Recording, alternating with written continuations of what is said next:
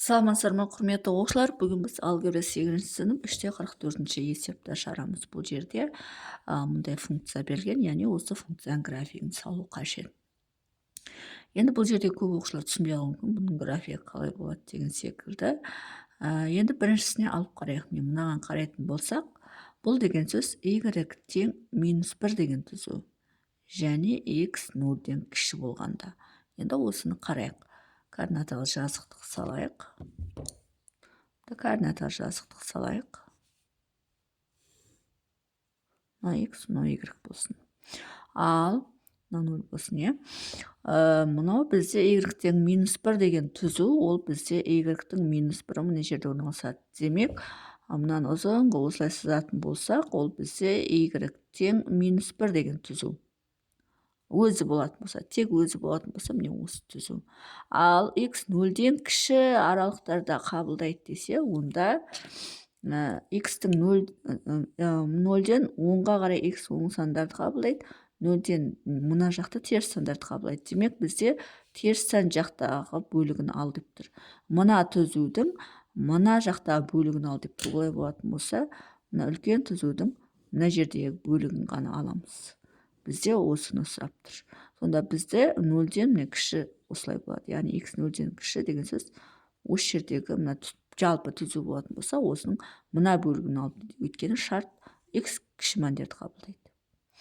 Сонда бірінші түзудің жауабы міне қызыл болады. Мына көк емес, көк ол y тең -1 деген түзу. Ал мына шарт берсе, онда демек мына жерін ал деген сөз. Екінші y тең 0 деген түзуді салайық. Ол бізде x тең 0.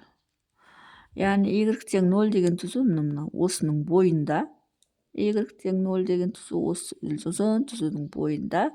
Және x тең 0 дейді. Демек, x мына жерде дейді. Демек, бізде теріс та емес, оң да емес, y те 0, x те 0 болатын болса, онда мынау дәу нүкте болады бізде. Болды. Басқа ешқандай жері қажет емес. Мына екі жағы қажет емес. Өйткені мына жақта оң сан қабылдайды, мына жақта теріс сан қабылдайды. Бізге тек қана 0-ді ал деп тұр. Олай болатын болса, біріншінің жауабы мына жерге шейін келсе, екіншінің жауабы мына жерде нүкте болады. Үшінші, y тең 1 деген түзу. Және x 0-ден үлкен. Y тең 1 деген түзу. Мына жерде 1-ді алатын болсақ, мына ұзын түзу бізде y тең 1 деген түзу. Және бізде айтады x 0, яғни оң сандарды қабылдайды дейсіз. Олай болатын болса, оң сандар мына жақта орналасады.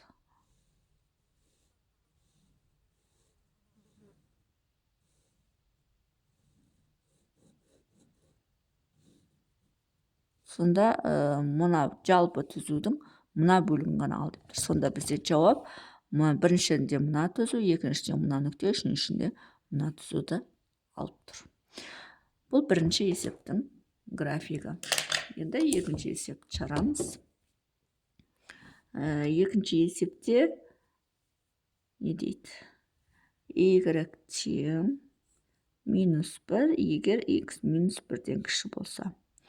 X егер -1 мен x 1-дің орнында орналасса, және 1 егер x 1-ден үлкен болса.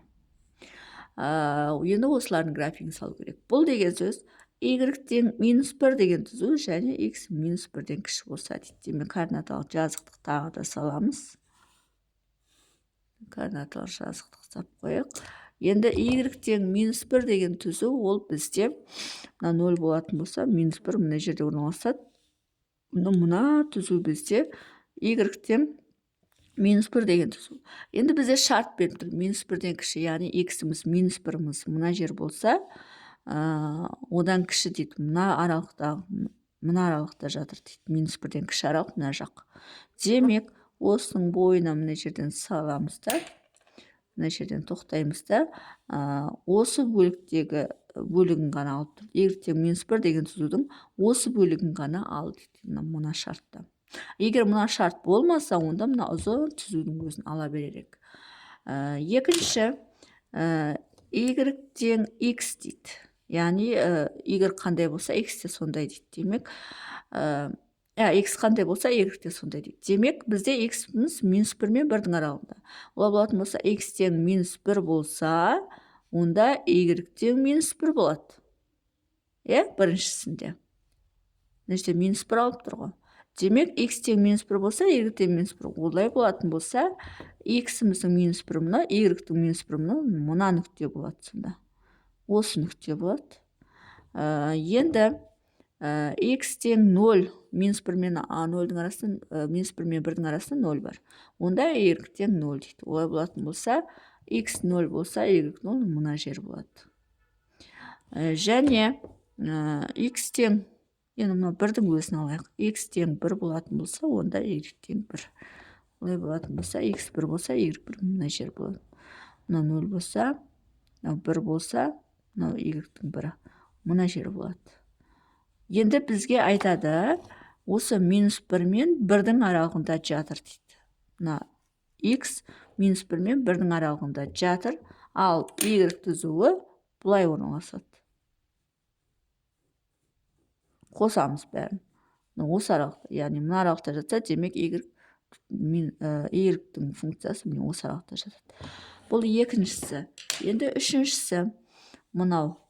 Егер, мұна екіншісі, біріншісі, мұна екіншісі, енді үшіншісін саламыз. Мен жеке-жеке алып атырмын, себебі оқушылар түсінбей қалуы мүмкін. Y тең 1 дейді. Y тең 1 дейді, егер x 1-ден үлкен болса дейді. Бірінші y тең 1 деген түзуді салайық, ол бізде мына y тең 1 деген түзу мынау болады.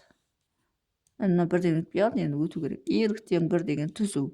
Ал енді есептің шарты бойынша x 1-ден үлкен дейді. Демек, x-іміз 1-іміз мына жер болатын болса, осыдан ары қарай дейді. Демек, мына жақтағылар бізде жауап болады. Сонда барлық қосатын болса, мына бірінші функцияның графигі, мына екінші функцияның графигі, мына үшінші функцияның графигі. Осындай зигзаг секілді пайда болады екен график. Үшеуін қосатын болса. Бұл бізде екінші. Енді үшінші график кітапта көрсетілген. Төртінші графикті саламыз. Үшінші графикті түсіндіріп өтейін ба? Жарайды, түсіндіріп өте салайын. Үште.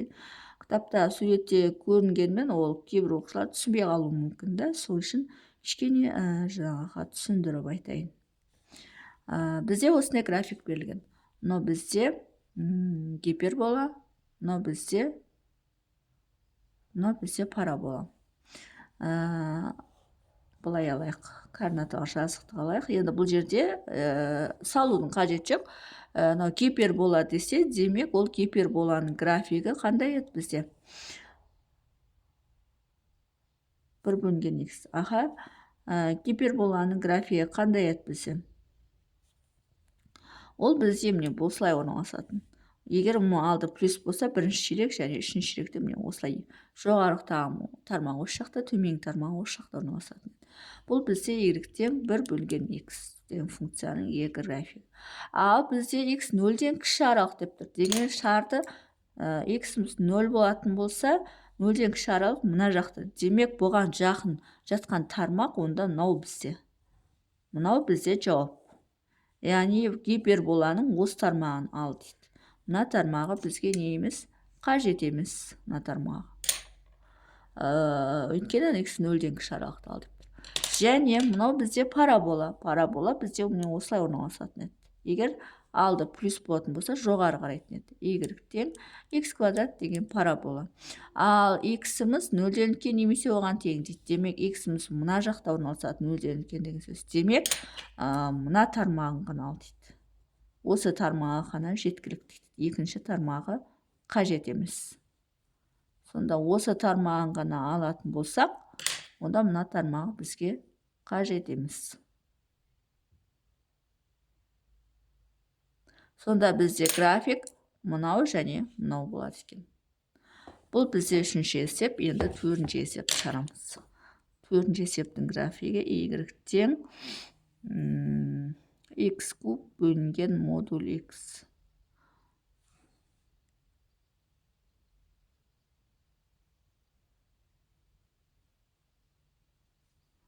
Енді бұл қалай болады?